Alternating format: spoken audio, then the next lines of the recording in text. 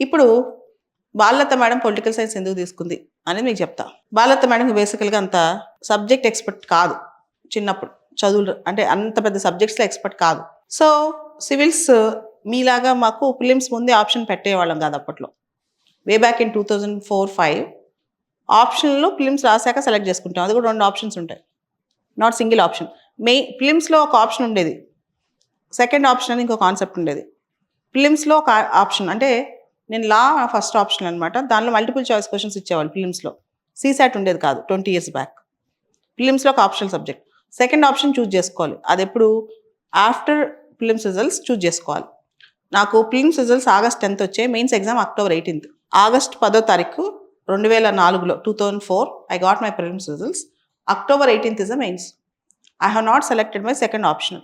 So ఈ results వచ్చాక కూర్చుని అన్ని సిలబస్లు చూసిన తర్వాత పొలిటికల్ సైన్స్ నాకు జిఎస్తో ఇంటిగ్రేట్ అవుద్ది అనిపించింది. నేను మా ఫాదర్ కూర్చుని చూసాం అనిపించింది.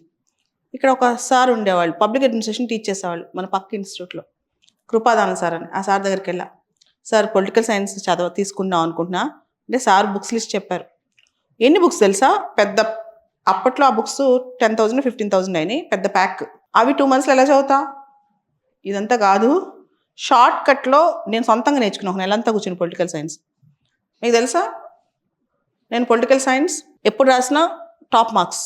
రీజన్ ఆ హడావుడిలో ఆ ప్రెషర్లో ఓన్గా గుర్తుపెట్టుకున్నా చాలా థింగ్స్. అది నాకు లాస్ట్ 20 years నుంచి లైఫ్కి చాలా ఉపయోగపడింది అనమాట.